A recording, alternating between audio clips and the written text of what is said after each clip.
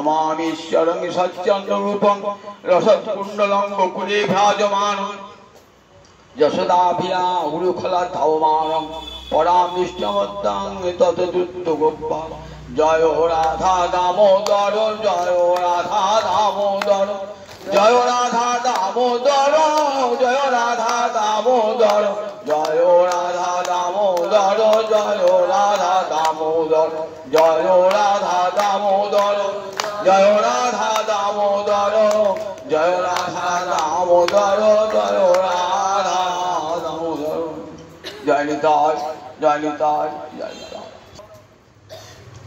भक्तबिंदेर चरण आमार कोटि कोटि दंडवत प्रणिपात।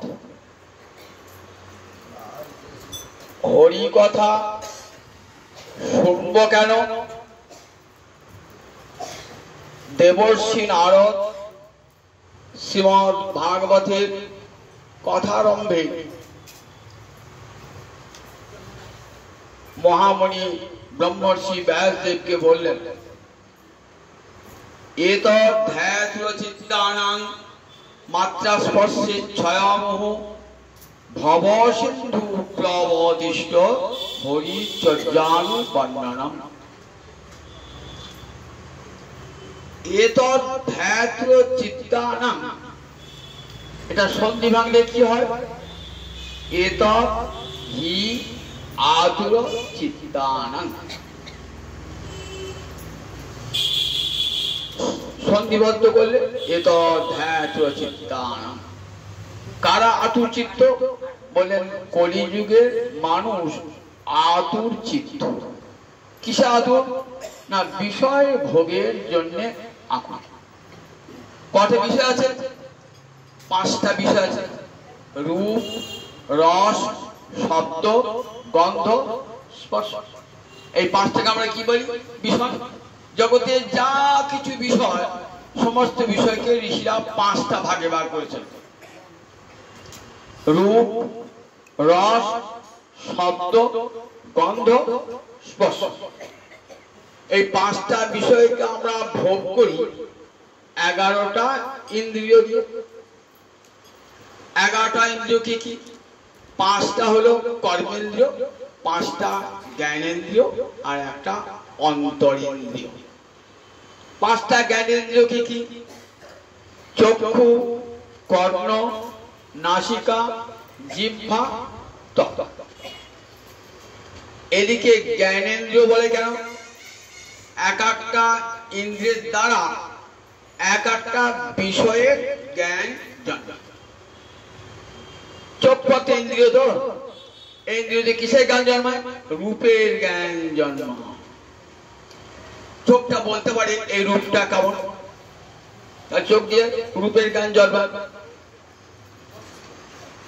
কর্ণ দিয়ে শব্দের জ্ঞান জন্মায়। নাসিকা দিয়ে ঘ্রাণ, এটা সুগন্ধ না দুর্গন্ধ ওটা বোঝা যায় নাসিকা দিয়ে। জিহ্বা দিয়ে রস আস্বাদন হয়। ত্বক দিয়ে স্পর্শ। তাহলে 5টা বিষয় কি কি? রূপ, রস, শব্দ, গন্ধ, স্পর্শ। এই 5টা বিষয়কে আমরা 11টা ইন্দ্রিয় ভোগ। আমাদের 5টা জ্ঞানেন্দ্রিয়, রূপ, রস, শব্দ, গন্ধ, স্পর্শ। আর 5টা হলো কর্মেন্দ্রিয়। 5টা কর্মেন্দ্রিয় কি কি? জিহ্বা একটা কর্মেন্দ্রিয়, বাক একটা, বাক্য একটা, পদ একটা, পানি একটা। পদ মানে চরণ একটা, পানি, হাত আর উপস্থ অর্থাৎ মলদ্বার এবং মূত্রদ্বার। বায়ু, বায়ু, মলদ্বার, উপস্থল, মূত্রদ্বার। এই 11টা, এই মোট 11টা ইন্দ্রিয়। এই তার মধ্যে 5টি হলো কর্মেন্দ্রিয় আর 5টি হলো জ্ঞানেন্দ্রিয়। আর এদের উপর একটা ইন্দ্রিয় হচ্ছে কর্মেন্দ্রিয়, মন। এই মন কি করায়? সমস্ত ইন্দ্রিয়কে খাটা। 5টা কর্মেন্দ্রিয়, 5টা জ্ঞানেন্দ্রিয়কে, এরা সব শ্রমিক। আর রাজা হলো কে? সমস্ত ইন্দ্রিয়ের রাজা হলো মন। মন বলে চোখ, মন যদি চোখকে বলে চোখ এটা রাখো, মন সেই চোখটা দিকে যাবে, চোখ সেদিকে যাবে। মন যদি কানকে বলে কান এদিকে শোনো, ভাগবত শোনো না, এই যে কান দাও, লোকে কি কথা বলছে কান দিয়ে শোনো, দেখবেন কানটা ভাগবতে আসলে এসেছে কিন্তু কানটা শুনছে অন্য গল্প। তাহলে দেখো মন রাজা ভাগবতে আসলে এসেছেন কিন্তু গোবিন্দ দর্শন হচ্ছে না, পাঠককে দর্শন হচ্ছে না, অন্য কাউকে দেখছে, তাহলে মন বলছে চোখ চোখে দেখো না, গোবিন্দকে দর্শন করো না। তাহলে মন যা বলবে তাই করবে সব ইন্দ্রিয়, যার নির্দেশে সব ইন্দ্রিয় চলে, সে তো রাজা। তাই মনকে কি বলে? সমস্ত ইন্দ্রিয়ের রাজা। তাহলে 11টা ইন্দ্রিয় দিয়ে আমরা 5টা বিষয় ভোগ করি এবং কর্ম করি। এতৎ ধ্যাতচিত্তানাং মাত্রা স্পর্শে ছায়ামুহু ভবসিন্ধু প্লবদিষ্ট হরিচর্যানুবর্ণনম। হরিচর্যানুবর্ণনম বলেন বিষয় ভোগের জন্য মাত্রা স্পর্শ মানে বিষয়ের সঙ্গে ইন্দ্রিয়ের যে যোগ, তারই শাস্ত্রীয় নাম মাত্রা স্পর্শ। চোখের সঙ্গে রূপের সম্পর্ক, কানের সঙ্গে শব্দের সম্পর্ক, এই যে বিষয়ের সঙ্গে ইন্দ্রিয়ের সম্পর্ক, একে শাস্ত্রীয় পরিভাষায় বলে মাত্রা স্পর্শ। এতৎ ধ্যাতচিত্তানাং মাত্রা স্পর্শে ছায়ামুহু। এর ফলে কি হয়? কখনো সুখ হয়, কখনো দুঃখ হয়। চোখে একটা ভালো রূপ দেখলাম, খুব আনন্দ হলো, আবার যাচ্ছেন দেখলেন ট্রেনে একটা লোক কাটা পড়ে পড়ে রয়েছে, চোখে দেখলেন তো সেই বিভীষিকার দৃশ্য থেকে আমরা 3 দিন ঘুম আসবে রাত্রে, কেবল মনে পড়বে মানুষটাকে দেখলাম, কাটা মানুষটাকে দেখলাম। তাহলে বিভৎস রূপ ওই চোখ আপনাকে সুখ কখনো দুঃখ দান করছে। কান দিয়ে একটা ভালো শব্দ শুনলেন, খুব আনন্দ হলো, আবার ওই কান দিয়ে একটা দুঃসংবাদ পেলেন, মনটা বড় দুঃখ। তাহলে আমাদের অন্তরে সুখ দুঃখ ঘটাচ্ছে কে? এই ইন্দ্রিয়ের সঙ্গে বিষয়ের যোগ। আমরা কখনো সুখ অনুভব করছি, কখনো দুঃখ অনুভব করছি, এটা কে করাচ্ছে? বলেন এই 11 ইন্দ্রিয় 5টা বিষয় ভোগ করতে গিয়ে কখনো সুখ কখনো দুঃখ, যখন অনুকূল তখন সুখ, আমি খুব ভালো সংবাদ শুনলাম, খুব আনন্দ হলো, আর যখন প্রতিকূল দুঃসংবাদ শুনলাম দুঃখ হলো। জিহ্বা একটা ভালো জিনিস খেলাম, খুব আনন্দ হলো, একটা তিতো জিনিস ঝাল জিনিস খেলাম, কষ্ট হলো। তাহলে এই ইন্দ্রিয় দ্বারে বিষয় ভোগ করতে গিয়েই আমাদের কখনো সুখ হয়, কখনো দুঃখ হয়। তাই দেবর্ষি নারদ বলছেন, কাকে বলছেন? ব্রহ্মর্ষি ব্যাসদেবকে। কোথায় বলছেন? সরস্বতী নদীর তীরে ব্যাসের আশ্রম।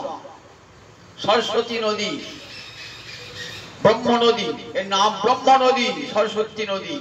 সেই সরস্বতী নদীর তীরে সম্মাপ্রাস আশ্রম, সেই আশ্রমে বসে আছেন ব্যাসদেব, যিনি সাক্ষাৎ ভগবানের অবতার, সপ্তাবিশ অবতার।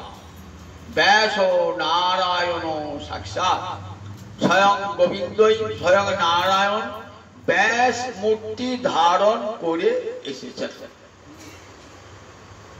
সেই ব্যাসকে কে বলছেন? ব্যাস তো ভগবান, ভগবানকে বলছেন ভক্ত। তাহলে এখান থেকে কি প্রমাণ হয় বলুন দেখি? ভক্ত বড় না ভগবান বড়? শাস্ত্রে কি শুনেছেন? ভগবানই ভক্তিকে উপদেশ দান করে। তো ভাগবতে দেখলাম ভক্তই ভগবানকে উপদেশ দান করছে। ব্যাস তো ভগবান শব্দ জানেন, কিন্তু দেবর্ষি নারদ বিনা যন্ত্রে হরিগুণ গান করতে করতে এসে বলছেন ব্যাসদেবকে, অত্যন্ত বিষণ্ণ মনে রয়েছেন ব্যাসদেব, কি করে কলির জীব উদ্ধার পাবে?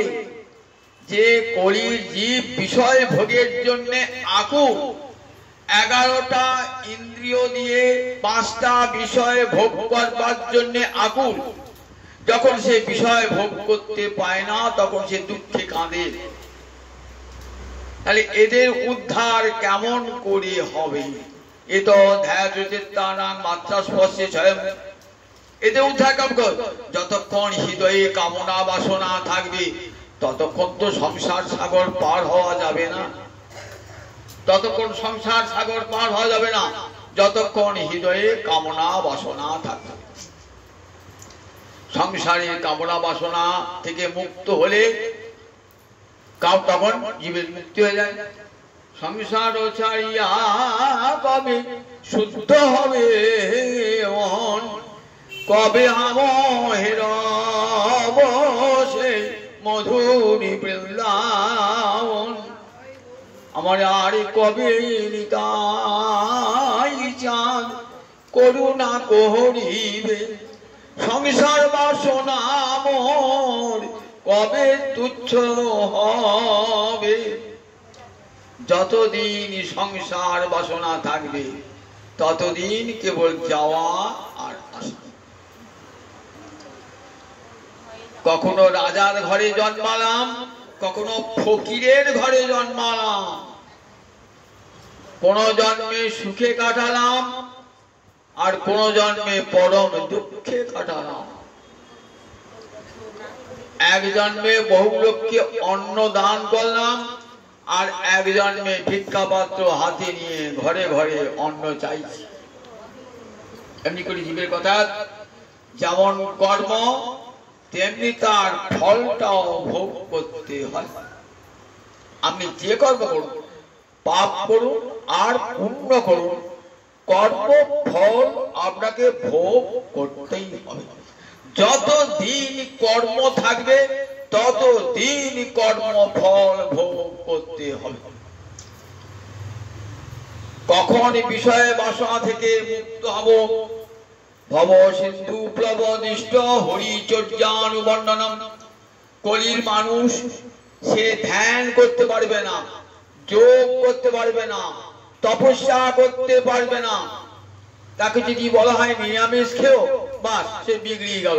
কি করে বাবা নিরামিষ খেয়ে থাকবো? নিরামিষ খাওয়া যায়? দেখুন বাবা, সকাল বিকাল হরিনাম করে আমি গীতা পাঠ করো, কোথায় সময়? একটু ভাগবতে আসরে যেও, সময়ই পায় না। সংসারে সব কাজে সময় হয়, একটু হরিকথা শুনবার সময় আর হয় না। তাই এই কলির মানুষ, তাদের উদ্ধার হবে কেমন করে? কলির মানুষ সংসার নিয়ে দিবারাত্র ব্যস্ত, বিষয় ভোগে আকুল। এই কথা চিন্তা করছেন কে? ব্যাসদেব। কি করে কলির জীবের মুক্তি লাভ হবে?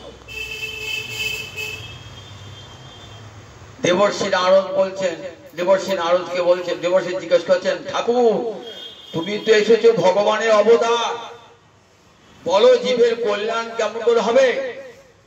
বলেন, বিনা ব্রহ্ম জ্ঞানে জীবের মুক্তি হবে না। এ বাবা, ব্রহ্ম জ্ঞান! কলির যে কলির মানুষ বিষয় ভোগের জন্য আকুল, সে ব্রহ্ম জ্ঞান লাভ করবে। ব্রহ্ম জ্ঞান লাভ করতে কি চায়? সমস্ত বেদের জ্ঞান চায়, ব্রহ্মচর্য অবলম্বন করতে হয়, তপস্যা করতে হয়, সম দম তিতিক্ষা উপরতি, অন্তরিন্দ্রিয়ের সংযম, বহিরিন্দ্রিয়ের সংযম, সবকিছু সহ্য করবার ক্ষমতা, কাম ক্রোধ লোভ মোহ থেকে উপরতি, এইসব হলে তবে ব্রহ্ম জ্ঞানের অধিকার জন্মায়। কলির মানুষ পারবে? কলির মানুষ পারবে? একাদশী ব্রত করে না, শনির ব্রত করে। কলির মানুষ কেমন? শনির ব্রত করবে। একাদশী করতে যত লজ্জা, সোনার হার গলায় দোলাতে ভালো লাগে, কিন্তু তুলসীর মালা গলায় নিতে লজ্জা লাগে কলির মানুষের। সেই কলির মানুষের মুক্তি কেমন করে হবে? যে তুলসীকে ভালোবাসে না, সেই কলির মানুষের মুক্তি কেমন করে হবে? বলেন, দেখো ঠাকুর তুমি ফিরে যাও, ওই ব্রহ্ম জ্ঞান হবে না, কলির মানুষ ব্রহ্ম জ্ঞান করবে না। তাহলে কোন সহজ উপায় নাই? বলে, হ্যাঁ ঠাকুর তুমি তো ভগবান, তুমি তো সহজ উপায়ের কথা বললে না। তুমি বলে ব্রহ্ম জ্ঞান ছাড়া জীবের মুক্তি হবে না। তুমি তো দেবর্ষি বা নারদ ভক্ত, তুমি ভগবানের কাছে থাকো ভক্ত, বলো না তুমি। তখন বলছে হরিচর্যানুবর্ণনম। গোবিন্দের লীলা কথা কান পেতে বসে বসে শুনুক জগতে, জীব আর কিছুই পারবে না। গোবিন্দের কথা কান পেতে বসে বসে শুনলেই কাজ, শুনলে সবর মঙ্গলম। ভাগবতে গোপী গীতে কি বলছে? সবর মঙ্গলম তব কথামৃতং তপ্ত জীবনং কবি বিরিতং কল্মষাপহং। শ্রবণ মঙ্গলং শ্রীমদাততং ভুবি গিনন্তি তে ভুরিদা জনা। শ্রবণ মঙ্গলং, হরি কথা শুনলেই মঙ্গল হয়, শুনিলেই হয় বড় হিত। শুনলেই জীবের স্বরূপ জেগে ওঠে। আমি যে নিত্যকালের কৃষ্ণ দাস, কৃষ্ণ সেবাই তো আমার জীবনের একমাত্র কর্তব্য। মানব জন্ম গোবিন্দ দিয়েছেন তার সেবা করবার জন্য। এমন কুলে জন্ম দিয়েছেন, মানুষকে জন্মেছি। সুন্দর ইন্দ্রিয়, সুন্দর চক্ষু দিয়ে গোবিন্দ দর্শন করব। জগতের রূপ দর্শন করব কেন? চক্ষু দিয়ে গোবিন্দ রূপ দর্শন করব। দর্শন না করে জগতের রূপ খুঁজে বেড়াচ্ছি। কোথায় নারীর মধ্যে রূপ, কোথায় নরের মধ্যে রূপ খুঁজে খুঁজে বেড়াচ্ছি জগতে। ভগবানকে দেখি না। বলেন যে হেরিবে কৃষ্ণানন তারে করে হে দুনয়ন, বিধি হইয়া হেন অবিচার। কপিলা বলছেন আমরা কৃষ্ণ দেখবো, দুটো নয়ন দিয়েছ, দুটো নয়নে কৃষ্ণ দর্শন হয়? দেখো এক একজনকে হাজার হাজার চোখ দিয়েছো, অনেক প্রাণীর চোখ আছে হাজার হাজার। দেবতার দেবরাজ ইন্দ্রের 1000 চোখ, ও চোখ দিয়ে কি করবে? সে বিষয় ভোগ করবে। আর দেখো আমরা গোবিন্দ দর্শন করব, আমাদের জন্য 2টি চোখ করেছো। বিধাতা তুমি উত্তম সৃষ্টি জানো না, জানলে পারে কখনো কৃষ্ণ দেখবার জন্য 2টি নয়ন দিতে না। কেন লক্ষ নয়ন দিলে না হে, কেন লক্ষ নয়ন দিলে না হে, আমরা অপলকে চেয়ে রইতাম। কেন লক্ষ নয়ন দিলে না হে। গোপীরা আক্ষেপ করছে তাদের চোখ কৃষ্ণ দর্শন করবার, তারা জগতের অন্য কোন রূপ তারা দর্শন করেন না। রাধা যখন জন্মেছিলেন কেমন অন্ধ, এত সুন্দরী কন্যা, চোখ 2টি অন্ধ। মা যশোদা কাঁদছেন, বিধাতা সাধনা করে এমন সুন্দরী কন্যা পেলাম, সে কন্যা অন্ধ। অন্ধ তো নয়, চক্ষু মুদ্রিত করে আছেন, যতক্ষণ কৃষ্ণ দর্শন না হবে চোখ খুলবেন না। জনময় অবধি হাম রূপনে হারনু, নয়ন না তিরোপিত ভেল। লাখো লাখো যুগ হিয়ে হিয়ে রাখনু, তবু হিয়ে জুড়ন না গেল। প্রাণনাথ, আমি যখন জন্মগ্রহণ করেছিলাম তখন নয়ন মুদ্রিত করে কৃষ্ণ রূপ দর্শন না করলে আমি নয়ন খুলব না। যেই কৃষ্ণ দিয়েছেন অঙ্গে হাতটি দিয়েছেন, তখন কি হয়েছে? দিতে গায়ে হাত মোর প্রাণনাথ, অন্তরে বারল সুখ। কৃষ্ণ তার কচি কচি হাত দিয়ে যেই রাধারানী অঙ্গে দিয়েছেন না, দিতে গায়ে হাত মোর প্রাণনাথ, অন্তরে বারল সুখ। তখন আমি হাসিয়া কাঁদিয়া আখি প্রকাশিয়া হেরিলু মধুর।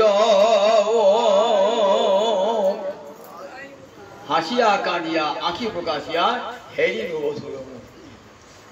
কৃষ্ণ ছাড়া অন্য কোন বদন তিনি দর্শন করেন না।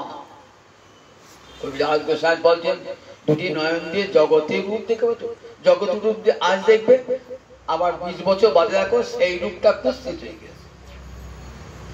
আজ একটা সুন্দর যুবককে দেখলেন, কে একটা সুন্দরী নারীকে দেখলেন, 20 বছর পর দেখুন তার দিকে তাকাতেও ইচ্ছা হবে না। এই দেহ তো পঞ্চভূতে গড়া দেহ, এই দেহটা পুঁছে যাওয়া, এই দেহটার কোনো মূল্য নাই, এই দেহের রূপের কোনো মূল্য নাই।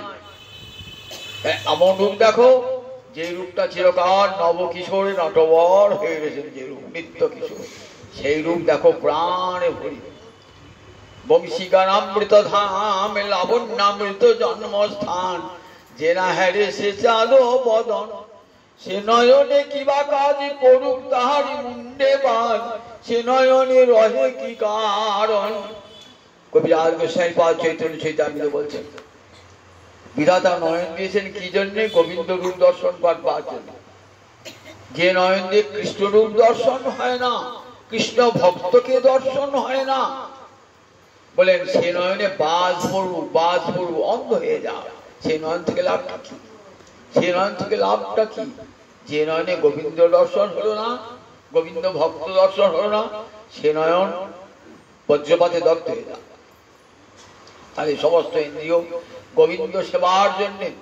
বলেন দেখো সেই ইন্দ্রিয় দিয়ে আমরা কি করি? বিষয় ভোগ করছি। একাদশ ইন্দ্রিয় দিয়ে আমরা বিষয় ভোগ করছি।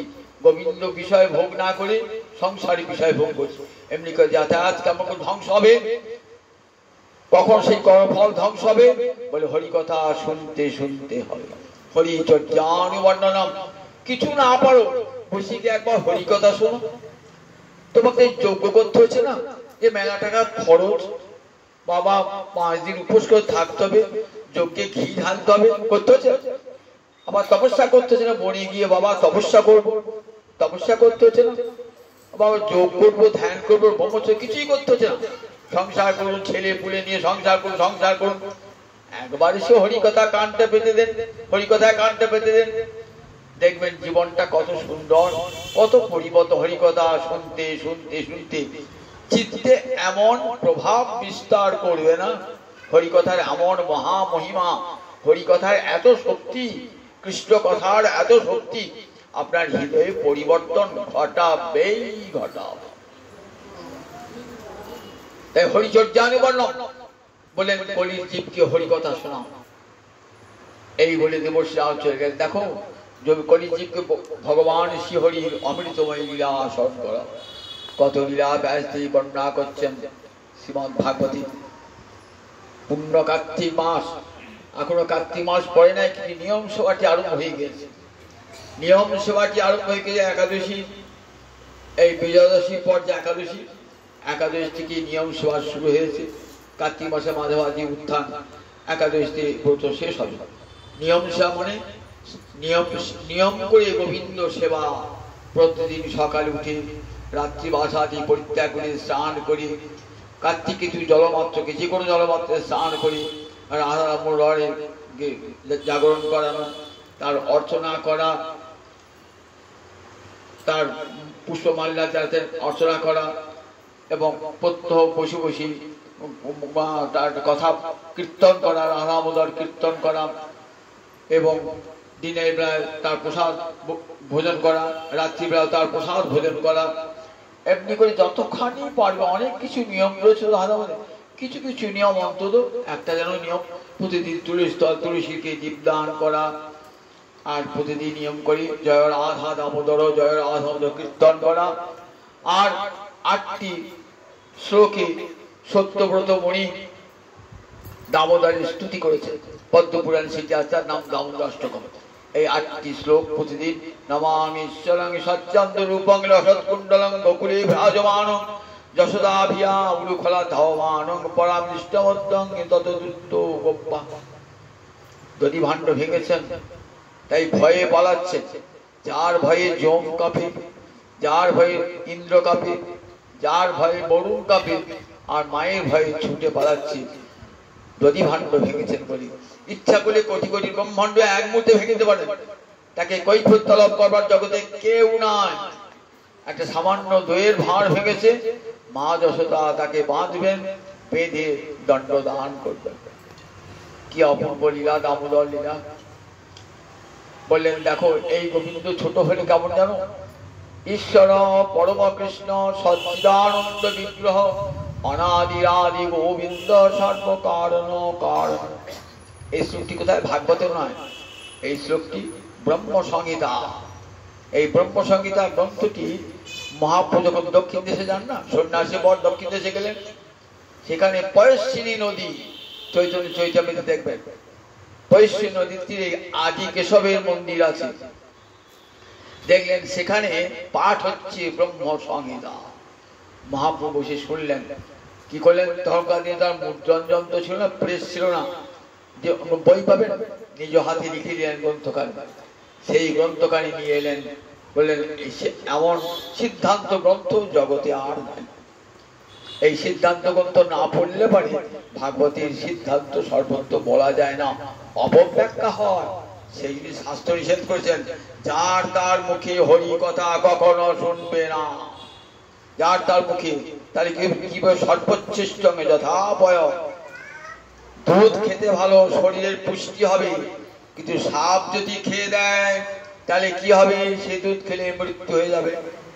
তাই যে ভাগবতের সিদ্ধান্ত জানে না, শ্রীমদ ভাগবত কোনোদিনই পড়ে নাই।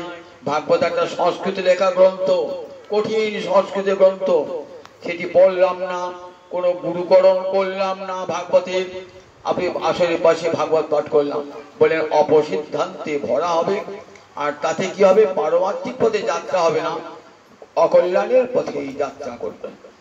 সাধু সাবধান, ভাগবতী কথা শুনতে গেলে উপযুক্ত মানুষের মুখে ভাগবত শুনতে হয়, যাদের গুরুকরণ আছে। তাই এই সিদ্ধান্ত গ্রন্থকে নিয়ে এলেন। সিদ্ধান্ত গ্রন্থে যাতে সমস্ত সিদ্ধান্ত ঈশ্বর পরম কৃষ্ণ সচ্চিদানন্দ বিগ্রহ অনাদিরাদি গোবিন্দ সর্ব কারণ কারণ, এই শ্লোকটি আছে ব্রহ্ম সংহিতার প্রথম শ্লোক। ব্রহ্ম সংহিতা মানে সৃষ্টিকর্তা ব্রহ্মা গোবিন্দকে দর্শন করে এই শ্লোকটি বলছে।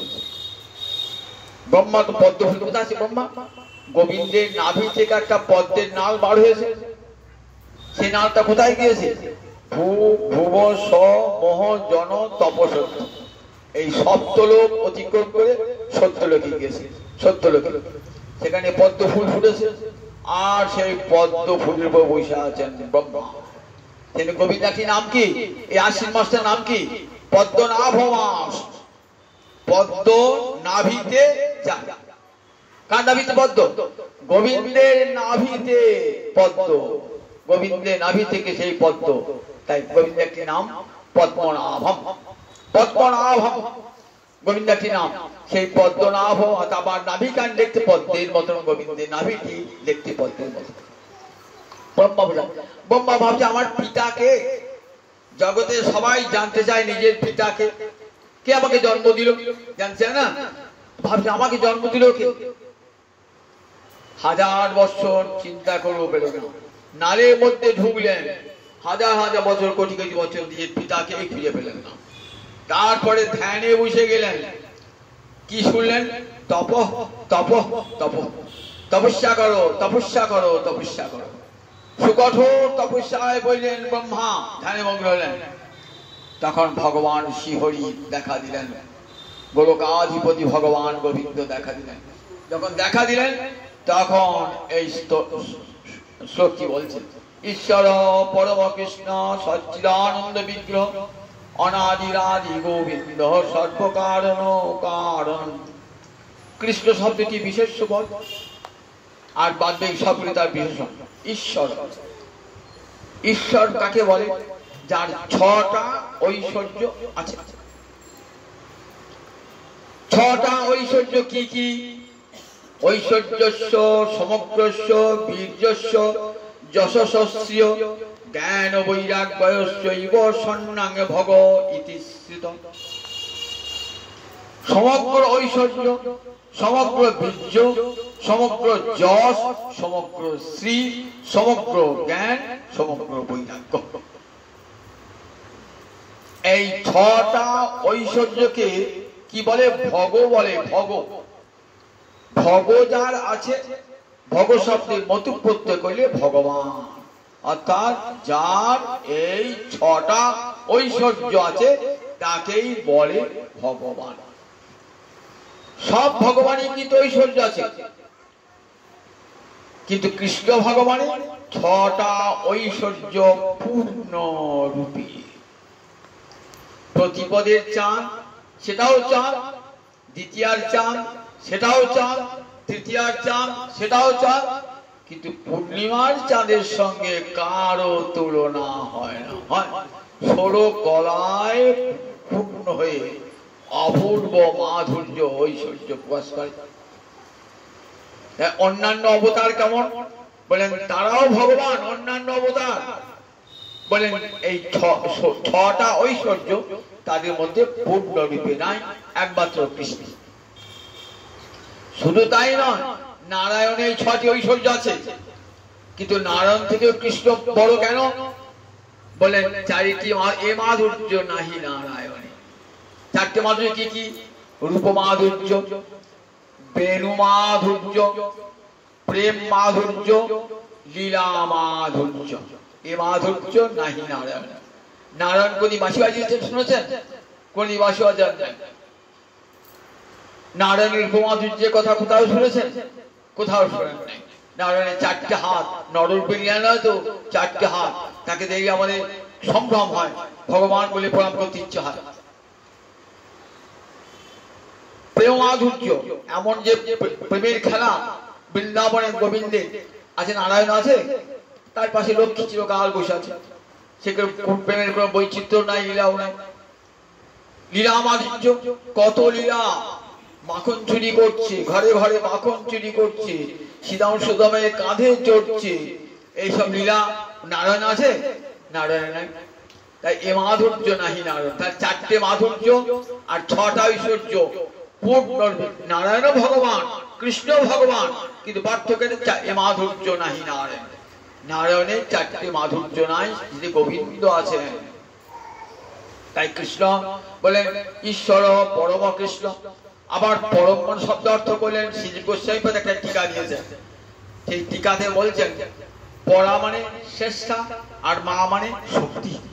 বলে ভগবানের অনন্ত শক্তির মধ্যে কোন শক্তি প্রধান? হিলাদিনী শক্তি। যে শক্তি মানুষকে আনন্দ দান করে তার নাম কি শক্তি? আনন্দিনী শক্তি বা হিলাদিনী শক্তি। আপনারা জানেন ভগবান আনন্দ স্বরূপ, কিন্তু আনন্দের মূর্তি দেখেছেন কেউ কোনদিন? ভগবানের মধ্যে আনন্দ আছে, ভগবানের মধ্যে, তার তো মূর্তি দেখেন নাই। কিন্তু দেখলাম বৃন্দাবন লীলায় আনন্দ মূর্তিটা আলাদা করে হলো। গোবিন্দ আর রাধানী পৃথক হলেন, গোবিন্দ তার আনন্দিনী মূর্তিকে পৃথক করলেন। গোবিন্দের মধ্যেই রয়েছে, তখন অমূর্ত, তখন মূর্তি নাই। যখন লীলা করতে ইচ্ছা হলো তখন একটা আলাদা মূর্তি। তাই রাধা কৃষ্ণ একই আত্মা, দুই দেহ ধরি, অন্যান্য বিলসয় রস আস্বাদন করি। রাধা রানী আর কৃষ্ণ দুজন আলাদা নন, এক আত্মা, দুটো দেহ। এক আত্মা একটা দেহ থাকে, এক আত্মা একটা দেহ। আপনার একটা আত্মা, একটা আত্মা, এর একটা আত্মা, এক আত্মা দুটো দেহ হয় কি? রাধা কৃষ্ণ এক আত্মা দুই দেহ ধরি, একই আত্মা দুটো দেহ হয়েছে। তার মানে গোবিন্দই রাধা রানী হয়েছে। রাধা রানী আর কেউ নয়, গোবিন্দই রাধা রানী হয়েছে। আবার সেই রাধা রানী অনন্ত কোটি রূপ ধারণ করেছে। তাহলে গোপীরাকে গোবিন্দ নিজেই রাধা রানী, গোবিন্দ নিজেই সব গোপী। রাজ যে হচ্ছে, কার সঙ্গে রাজ করছেন? কোন বড় বধূ নয়, কোন বড় কন্যা নয়, নিজের সঙ্গেই নিজের খেলা, নিজের সঙ্গেই নিজের খেলা। এটি ভালো করে বুঝবেন, তবে রাজ অর্থ উপলব্ধ হবে। গোবিন্দ নিজের সঙ্গে নিজে খেলছেন, গোবিন্দ নিজেই রাধানী, আবার নিজেই অনন্ত কোটি গোপী হয়েছে, তাদের সঙ্গে রাসলীলা করছে। তাই রাসের প্রতিমী সীতাধারকে কখনো বলবেন না যে শ্রীকৃষ্ণ পরদার বিনোদন করেছেন, বলবেন না। নিজের সঙ্গে নিজে খেলা করছেন, সাস্বাদন লীলা, সময় নিজেকেই নিজে আস্বাদন করছে, সাস্বাদন লীলা। বলেন তা দেখো, এই যে গোবিন্দের কি হল, গোবিন্দের যে অপূর্ব লীলা, এই লীলা মাধুর্য এক ভগবান শ্রীহরিতে পূর্ণরূপে বিদ্যমান,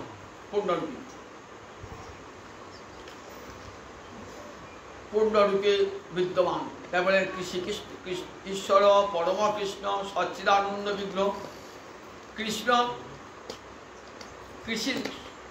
কৃষ ধাতু ন প্রত্যয় করে কৃষ্ণ, কৃষি ভূবাচক শব্দ নস্য নির্মিতি বাচক।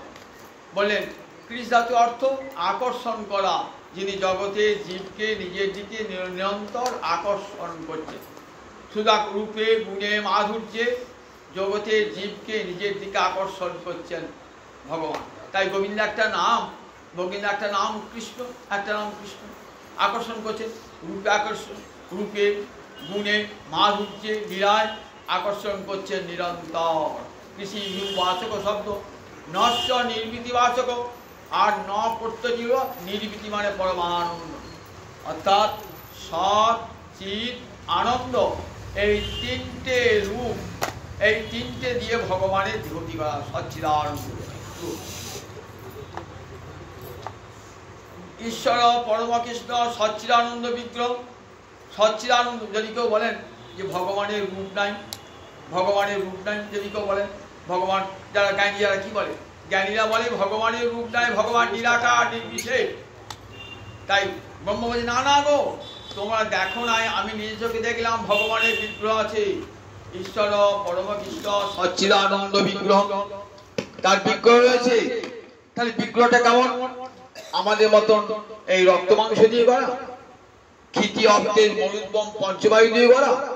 বললেন না গো না, আমাদের যে দেহটা পঞ্চভূত দিয়ে করা। কি আছে? মাটি আছে, ক্ষিতি আছে, জল আছে, তেজ আছে, অগ্নি আছে, মরুদ আছে অর্থাৎ বায়ু আছে, আর আকাশ আছে। এই পাঁচটা জিনিস দিয়ে আমার দেহটা করা। ক্ষিতি, অপ, তেজ, মরুদ, আর কি আছে? রক্ত, মাংস, মেদ, মজ্জা দিয়ে দেহটা আছে। এটা কি হয়? এই দেহটা একদিন পচে যায়, আর ধীরে ধীরে ধীরে ধীরে ধীরে যেমন বৃদ্ধি হয়, আবার একদিন বৃদ্ধ বয়সে এটা সব গলিয়ে পচে শেষ হয়ে যায়। মরে গেলে দুর্গন্ধ পর্যন্ত বার হয়। পচা জিনিস যেমন দুর্গন্ধ হয়, তেমনি এই দেহটা পচে গেলে, মৃত্যু হলে পরে দেহতে দুর্গন্ধ বার হয়ে যায়। তাই দেহটা পঞ্চভূতে করা এবং পঞ্চভূতে করা এবং রক্ত, মাংস, মেদ, মজ্জা দিয়ে করা। ভগবান যেহেতু সেগুলো কি বলে না, সৎ চিৎ আনন্দ, এই তিনটে উপাদান দিয়ে ভগবানের দেহটা। সেখানে রক্ত, মাংস, মেদ নয়, পঞ্চভূতের বিকার নয়, সৎ চিৎ আনন্দ। সৎ মানে সন্ধিনী, অর্থাৎ যে শক্তির দ্বারা ভগবান নিজে আছেন, আবার জগৎকে ধরে আছেন। এই বৃন্দাবন, মথুরা, অযোধ্যা এবং সব সন্ধিনী শক্তির প্রকাশ। গোলক, বৈকুণ্ঠ, এগুলো সব সন্ধিনী শক্তির প্রকাশ, বিরাট ভগবান। চিৎ মানে জ্ঞান। এই যে আমরা সামান্য জ্ঞান অর্জন করছি, একে চিনছি, তাকে চিনছি, যে ইন্দ্রিয়ের জ্ঞান, এই জ্ঞান কোথা হতে পেয়েছি? ভগবান হতে। সাক্ষাৎ ভগবান জ্ঞান ঘন বিগ্রহ, জ্ঞানের মূলতি তিনি। যস্য নিঃশ্বসিতং বেদা, বেদ যার নিঃশ্বাস স্বরূপ। তাই সমগ্র জ্ঞানের আধার ভগবান জ্ঞান ঘন বিগ্রহ। তিনিই কৃপা করে সামান্য জীবের মধ্যে, অনুচিত জীবের মধ্যে জ্ঞানের বিকাশ ঘটিয়েছে। আবার আনন্দ, তিনি সাক্ষাৎ আনন্দের মূরতি, সাক্ষাৎ আনন্দের মূরতি।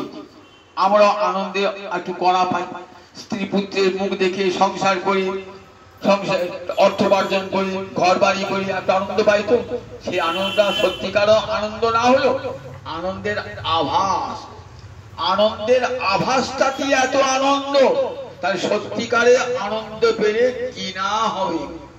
একটা বাড়ি করলেন, বাড়িটা দীর্ঘদিন থাকবে না, টাকা উপার্জন করেন, টাকাটাও দীর্ঘদিন থাকবে না, আপনার শরীরে রূপ যৌবনে আনন্দ সেটাও বেশি দিন থাকবে না, কিন্তু সেটা পেয়ে কি আনন্দ? আনন্দের আভাস দিয়ে রেখে দিয়েছেন।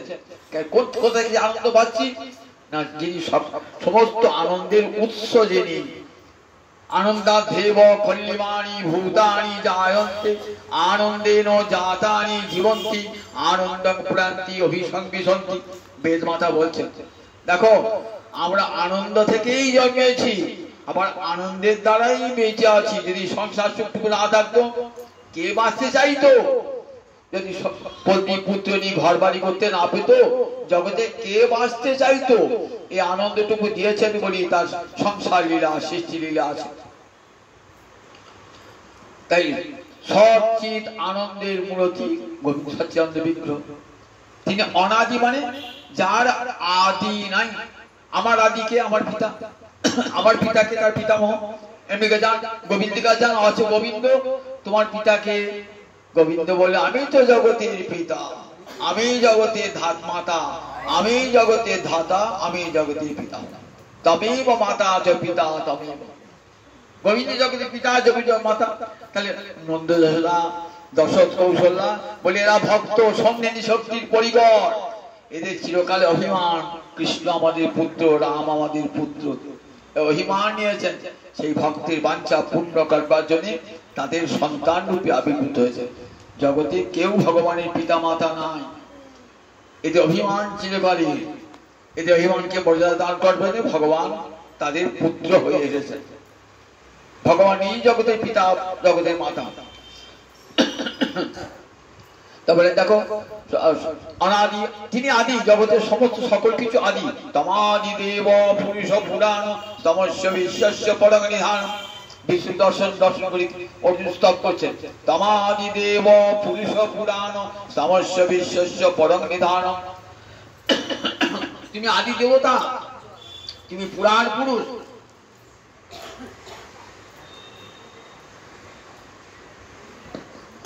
তমাদি দেব পুরুষ পুরাণ তমস্য বিশ্বস্য পরম নিধান। তুমি এই বিশ্বের পরমাশ্বর। তোমার হতে জীব আসে, তোমার দ্বারা জীব বেঁচে আছে, আবার তোমাতেই ফিরে যাবে। সর্বকারণ কারণ, জগতের যত কারণ, সূর্য ওঠে কেন, চাঁদ ওঠে কেন, বাতাস বয় কেন, বলে এসব প্রশ্নে একটাই উত্তর, গোবিন্দ আছেন বলে। তিনি সর্বকারণ কারণ। তার ইচ্ছা ছাড়া একটা গাছের পাতাও নড়বে না। গাছের পাতাটা যে নড়ছে সেটারও কারণ তিনি, সেটারও কারণ তিনি।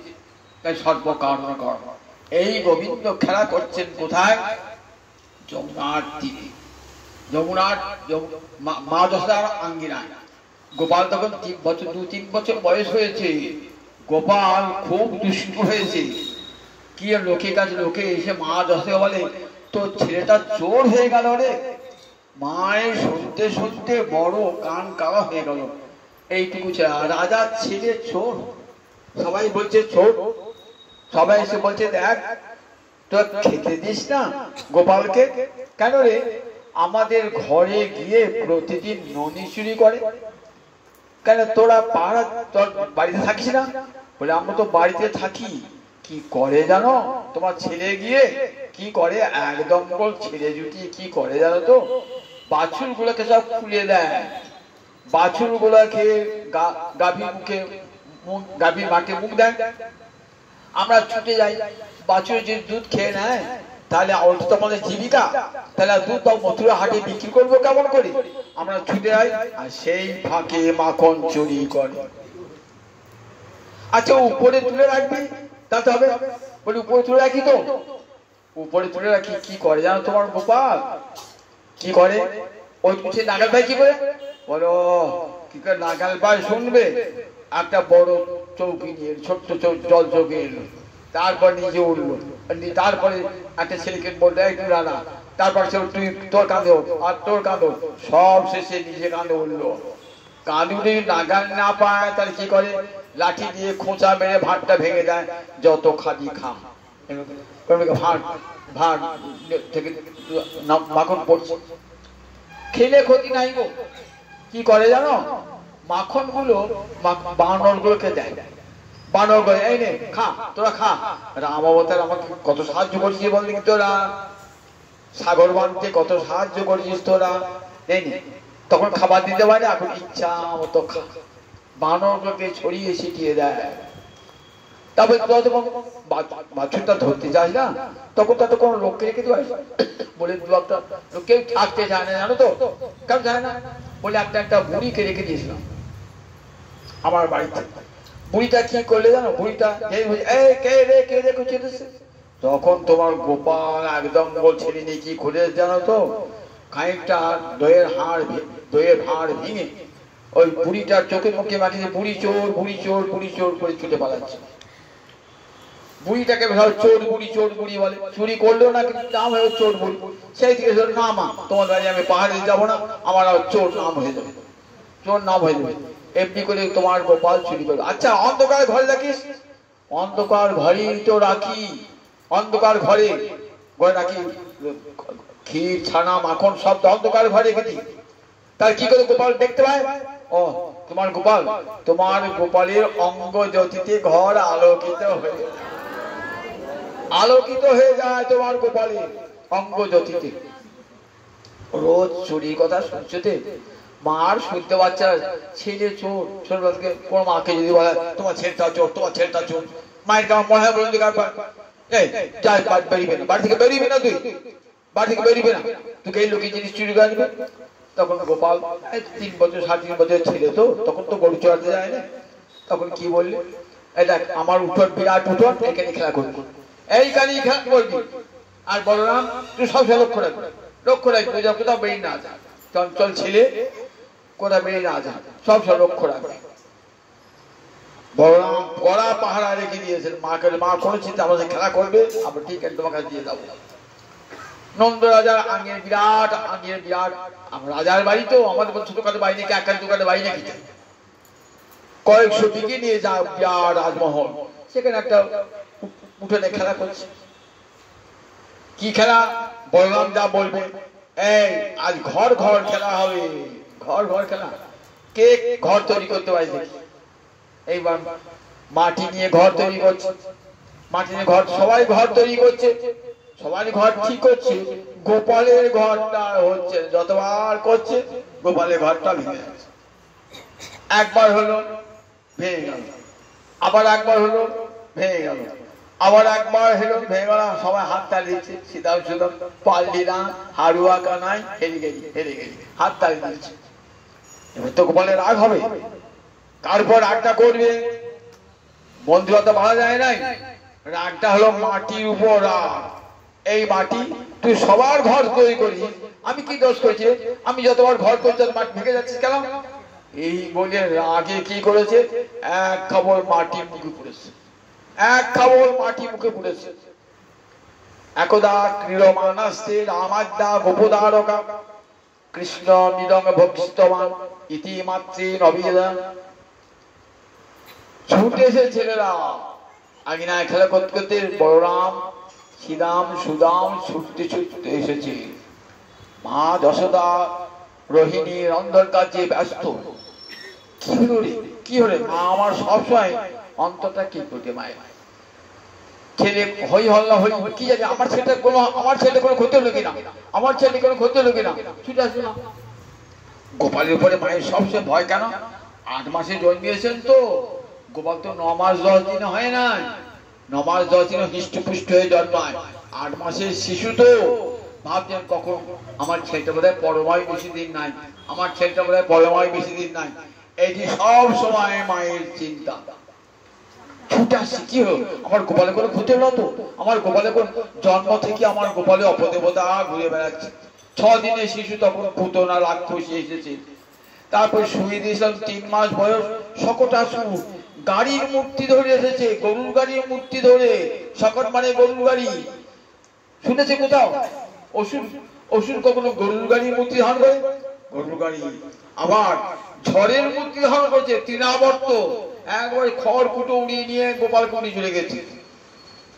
তারপরে বকাসুর, অঘাসুর, বৎসাসুর, এসব কত আমার গোপালের প্রতি ক্ষণে ক্ষণে এত বিপদ না, মনে মনে কেবল নারায়ণকে ডাকেন, মা হে নারায়ণ আমার গোপালের যেন কোনো অমঙ্গল না হয়। যে গোপালের নাম করলে পরে সমস্ত অমঙ্গল দূর হয়ে যায়।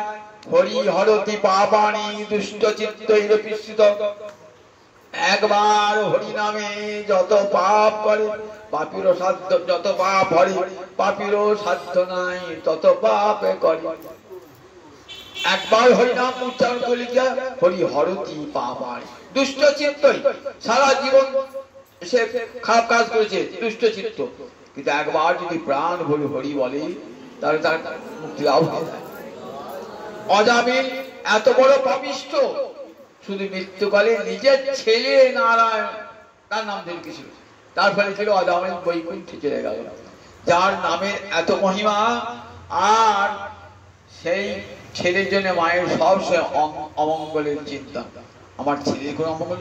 ছুটে আসছে মা যশোদা, মোটা সোটা চেহারা, রোহিণী দেখ দিদি দেখ দিদি, কি হলো বল দেখিনি, ছেলেগুলো হয়েছে করছে কেন? বিরাট রাজবাড়ি তো, সিংহ দরজা, সেই কাজ সব ছেড়ে দিতেছে। সবাই ভাবছি আজ গোপালকে মার খাওয়াবো, মা যশোদা বকবে, খুব ভালো লাগবে। একজন মা যখন ছেলেকে বকে না, তখন বন্ধুতে খুব আনন্দ হয়। তো কেমন বকা খেয়ে বলে না, খুব আনন্দ। ছেলে সব ধরে ধরে নিয়েছে, কি হলো রে, কি হলো রে, কি হলো রে, সবাই ছুটে এসছে। এইদিকে মা ছুটে আসছেন, কি জানি কি হলো, কি হলো, ভয়ে আসছে। এসে দেখছে সবাই একসঙ্গে বলছে, গোপাল মাটি খেয়েছে, গোপাল মাটি, কৃষ্ণ মৃদঙ্গ ভক্ষিতবান, গোপাল মাটি খেয়েছে, গোপাল মাটি খেয়েছে। আরে বাবা একজন করে বল না, সবার কথা শোনা যায়, একজন করে বল। তখন এই বল, আচ্ছা মা সর্বে মিথ্যা বিসংশীল, সে মিছে করে বলছে, তুমি আমাকে বলবে তো, মারবে তো, সেই জন্য বলছে আমি মাটি খেয়েছি। আমি মাটি খাই নাই। না হং মৃদং ভক্ষিতবান অম্ব, মা অম্ববান মা, না হং মৃদং ভক্ষিতবান, আমি মাটি খাই নাই মা। আচ্ছা তুই মাটি খাই নাই, সব মিছে কথা বলছে না। বন্ধুরা শ্রীরাম সুরাম মিছে কথা বলছে। বলরাম তুমি কোন মিছে কথা বলে না, তাদেরকে জিজ্ঞাসা করবো, কর জিজ্ঞাসা কর। হ্যাঁ রে বলরাম, কৃষ্ণ মাটি খেয়েছে? তাহলে হ্যাঁ মা, আমি নিজের চোখে দেখেছি, এক খাবার মাটি মুখে দিয়েছে, আমি নিজের চোখে দেখেছি। ওই তো বলরাম বলছে তুই মাটি খেয়েছিস, বেশ দাদার কথাই বিশ্বাস তো, বেশ বেশ আমার বিশ্বাস। মুখ মুখ খারাপ, পশ্চিমে মুখ, আমার মুখ দেখ, আমি সত্যি কথা বলছি না মিথ্যে কথা দেখ, পশ্চিমে মুখ, আমার মুখটা দেখো। ব্যাদেহি হাঁ করতো, দেখি মুখখানা। যে হাঁটি করেছেন না, কি দেখছেন, মাটি নাই, কি দেখছেন, সাতত্র দদিশি বিশ্ব জগৎ, অনন্তকারী ব্রহ্মাণ্ড মুখের মধ্যে চরাচর স্থাবর জঙ্গম সব, ওইটুকু 3 বছরের গোপালের মুখে একটা ব্রহ্মাণ্ড নয়, কোটি কোটি ব্রহ্মাণ্ড। যত বড় বড় বড় বড় সাগর, বড় বড় ভূধর পর্বত, বড় বড় নদী, বড় বড় বিরাট বিরাট অরণ্য, সব ওই ছোট্ট মুখটার মধ্যে। মা ভাবছেন এ আমি কি দেখছি, কি দেখছি, কোনো অপদেবতা ভর করলো না তো, গোপালের ওইটুকুন মুখে, ওইটুকু মুখে কি করে হলো? আমি যখন দুধ খাওয়াই তখন দুধটা মুখে, মুখ দিয়ে দুপাশে গড়িয়ে যায়, মায়ের দুধ ধরতে পারে না মুখেতে, ছোট্ট বড় মুখেতে, খেতে খেতে খেতে দু কষ দিয়ে দুধ গড়িয়ে যায়। আর আমার মুখে এত ব্রহ্মাণ্ড কি করলো, আমি মনে ভুল দেখছি।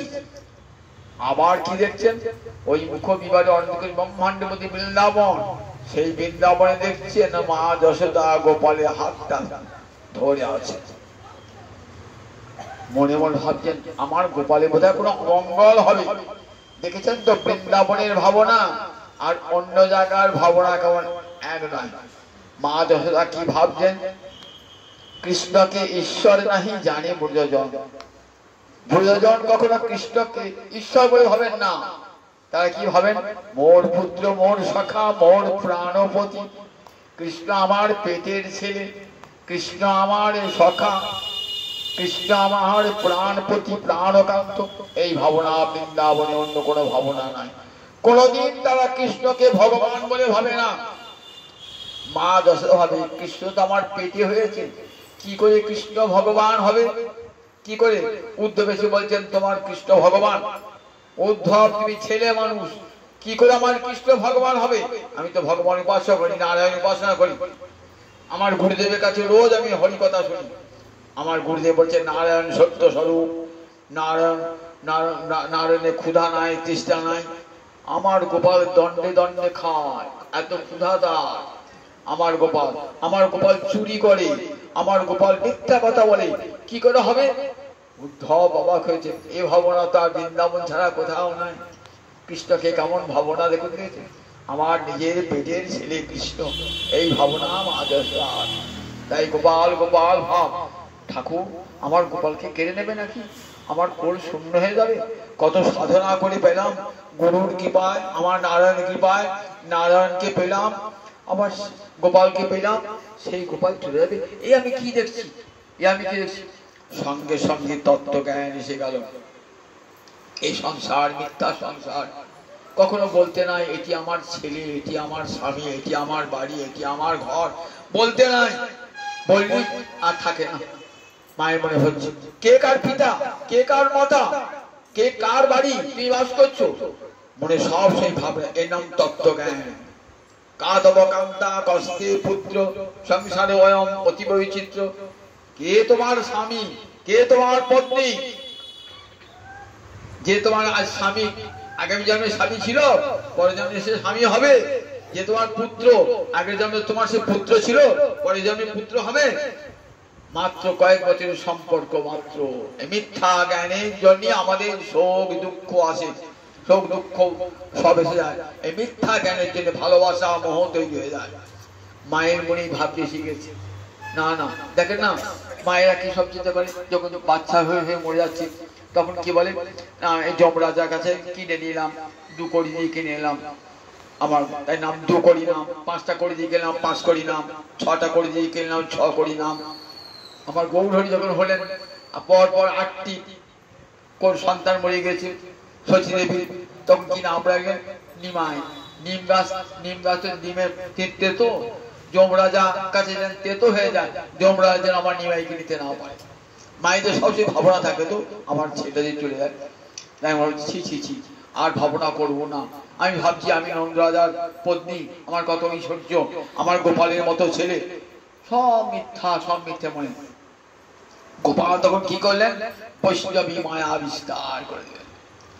আমার মায়ের যদি বৈরাগ্য এসে যায়, আমাকে কে কোলে করে দুধ খাওয়াবে, কে আদর করবে, মা যদি আমার বৈরাগিনী হয়ে যায়, সঙ্গে সঙ্গে এমন মায়া, যোগ মায়া লীলা, তো এমন লীলা বিস্তার করে দিলেন না। মা না আমি কিচ্ছু দেখি নাই, কিছু আমার গোপাল, আমার গোপাল, আমার গোপাল করে আবার গোপালকে জড়িয়ে ধরেছে। না না, আমি গোপালে কিচ্ছু দেখি নাই, কিচ্ছু দেখি নাই, ওসব চোখের স্বপ্ন দেখছি না, আমার গোপাল, আমার গোপাল, হে নারায়ণ, আমার গোপাল, আমার ভাবনা। পরক্ষণে ভাবখান ছিল এলো। দেখো আমরা দেখি বিশ্বরূপ দর্শন অর্জুন করেছে, বিশ্বরূপ দর্শন দুর্যোধন করেছে, আমার মা যশোদাও বিশ্বরূপ দর্শন করে। অর্জুনকে বললাম, অর্জুন বলে একদম বিশ্বরূপ দেখতে ইচ্ছা করি, দেখবে দেখো পশ্চিমে বার্থ রূপাণী শত শত সহস্রাণী, দেখো আমার হাজার হাজার রূপ দেখো, সহস্র রূপ দেখো। পাচ্ছ দেখতে? পাচ্ছি না, পাচ্ছি না, দেখতে পাচ্ছি না। দেখতে পাচ্ছ না, কি করে দেখবে, এই চোখে দেখা যায় না। আমি তোমাকে দিব্য চক্ষু দান করছি, এইবার দেখো, এইবার দেখো দিব্য চক্ষু দান, এই দেখছি প্রভু তোমার কত রূপ, এইবার দেখতে পেয়েছি। পশ্যামি দেবাং স্তব দেব দেহি সর্বাং তথাভূত বিশেষ সংজ্ঞান ব্রহ্মাণ মিশং কমলাসনস্তং ঋষিংশ সর্বান উরগাংশ দ্বিজান। ওরে বাবা, এবার দেখছি তোমাকে। আমি সখা ভাবতাম তো, আমার বন্ধু ভাবতাম, একসঙ্গে খেয়েছি, পড়েছি, একসঙ্গে শুয়েছি, এক জায়গায় এক বিছানায় শুয়েছি। ওরে বাবারে, এখন কি দেখছি, অনন্ত কোটি ব্রহ্মাণ্ডের অনন্ত কোটি দেব দেবী তোমার অঙ্গে, ব্রহ্মা তোমার অঙ্গে, শিব তোমার অঙ্গে রঙ্গে, সিদ্ধগণ তোমার অঙ্গে, অনন্তনাগ বাসুকীনাগ সব তোমার অঙ্গে। পশ্যামি দেবান, জগতের যত কোটি কোটি দেবতা আছেন সব তোমার অঙ্গে। ঠাকুর আবার তো তাই না, কি দেখছি, নান্তং না মধ্যং না পুনস্তবানি। ওই তোমার চরণটা কই, তোমার উদরটা কই, তোমার মাথাটা কই, দেখতে পাচ্ছি না। যেদিকে তাকে তোমার রূপ দেখছি, যেদিকে দেখছি তোমার চরণ খুঁজে পাচ্ছি না, তোমার উদর খুঁজে পাচ্ছি না, মাথা খুঁজে পাচ্ছি না, অন্ত মধ্য কিছুই দেখতে পাচ্ছি না। ঠাকুর তুমি তো আমার রথে সারথি হয়ে এসছো, তোমাকে আজ তোমার কি রূপ। আবার দেখছেন, ওরে বাপরে, বড় বড় দাঁত, দংশটা করা আলানি দাঁত, বড় বড় দাঁত বেরিয়েছে। আবার মুখ দিয়ে আগুন বার হচ্ছে, পোড়ায়ের আগুন বার হচ্ছে। এখন কি বিশ্ব ধ্বংস যাবে নাকি? ওরে বাপরে, মুখ দিয়ে আগুন, একটা মুখ নয়, কোটি কোটি মুখ, সেই মুখ দিয়ে আগুন বার হচ্ছে, বড় বড় দাঁত বার হচ্ছে। আবার কি দেখছেন, ভীষ্ম দ্রোণ সবারই মুন্ড চিবিয়ে খাচ্ছেন ভগবান, সবারই মুন্ড চিবিয়ে খাচ্ছেন ভগবান। কাল অস্মি লোকাক্ষয় কৃত, জানো আমি সাক্ষাৎ কাল, আমি লোকাক্ষয়, আমি কাল রুদ্র রূপ ধারণ করে বিশ্বকে ধ্বংস করে দিই। এই দেখো, তুমি যুদ্ধ করবে না, যুদ্ধ আগেই হয়ে আছে।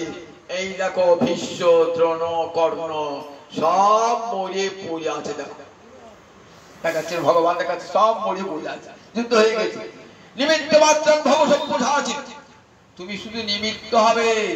এই যুদ্ধে জয় আমারই জয়, তোমাকে দিয়ে জয়ী করাবো। বলবো অর্জুন জিতেছে, তোমার নাম হবে। দেখো যুদ্ধ হয়ে গেছে, অর্জুন ভয়ঙ্কর রূপ দর্শন করে এসেছে। কি বলছেন?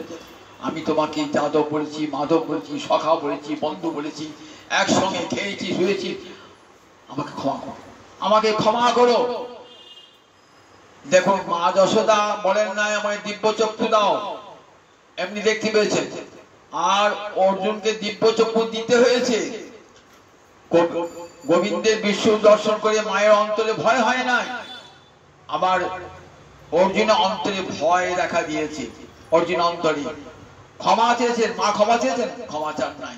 তাহলে অর্জুনের বিশ্ব দর্শন আর মায়ের বিশ্ব দর্শন।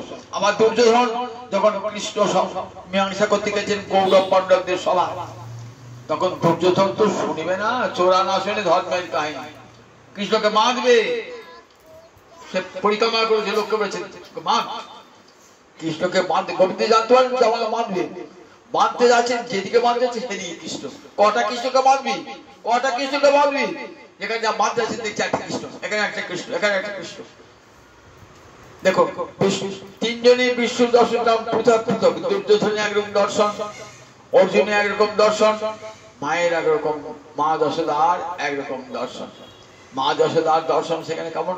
মা আমার গোপাল আমার পেটের ছেলে, তাই নারায়ণের কাছে গোপালের অমঙ্গল আশঙ্কায়, গোপালের অমঙ্গল আশঙ্কায় নারায়ণের কাছে প্রার্থনা করেছে, হে নারায়ণ, আমার পুত্রের যেন কোনো অমঙ্গল অকল্যাণ না হয়। আমি কত সাধনা করি, এত বিশ্ব দর্শন করো। মা যশোদা অর্জুনদের প্রার্থনা করেন নাই, আমার গোপাল এই ভাবটি কখনো অন্তর হতে যায় নাই। গোপাল আমার পেটের ছেলে, সাত সাগরের সেচা মানে, আমার গুরুদেবের আশীর্বাদে, আমার নারায়ণের করুণায় আমি আমার গোপালকে পেয়েছি। অন্তরের ভাবখানি সব সময় যেমন শশী দেবী ওই পোড়া মায়ের আশীর্বাদে আমি আমার নিমাইকে পেয়েছি। শশীতলাকে পুজো দিয়ে এসছে। কৃষ্ণের যতে কলিলা সর্বোত্তম নরলীলা, নরবপু তাহার স্বরূপ, নবকিশোর নটবহর হয় কৃষ্ণের স্বরূপ। গোপবেশ নবকিশোর নটবর, গোপবেশ বেণুরব নরলীলা আর হয় অনুরূপ। এই যে ভগবানের এই যে মন লীলা, নররূপী যে ভগবানের অপূর্ব লীলা, এই লীলা একমাত্র বৃন্দাবনে আমরা দেখতে পাই। মাতামণি পুত্র রূপে করে না বন্ধন, অতিহীন জ্ঞানে করে লালন পালন, সখা শুদ্ধ সখ্যে করে স্কন্ধে আরোহণ। তুমি করে বড় লোক, তুমি আমি সম, প্রিয়া যদি মান করি করে অবশ্যন, বেদস্তুতি হইতে তাহা হরে মোর মন। এই বৃন্দাবনের ভাব, সবসময় বৃন্দাবনের ভাব। বলেন এই হরি কথা কান পেতে বসে বসে শোনো, শুনলেই কবে? শুনিলেই হয় বড় হিত, শুনলেই আনন্দ হবে, চিত্তের পরিবর্তন হবে। আমার মহাপ্রভু তাই বললেন, করে করির জীব, তোমাদের আর কোনো ধর্ম নয়, যাগ যজ্ঞ তপস্যা বেদ অধ্যয়ন কিছুই করতে হবে না। বসে বসে সাধুমুখে হরি কথা শ্রবণ করো, আর হরে কৃষ্ণ কৃষ্ণ কৃষ্ণ হরে হরে, হরে রাম রাম রাম হরে হরে। এই মহানাম মুক্তির মন্ত্র জপ করো, সংসার সাগর পার হয়ে যাবে। সংসার সাগর পার হয়ে রাধা গোবিন্দ চরণে প্রেম ভক্তি লাভ হবে। জয় নিতাই, জয় নিতাই, জয় রাধা।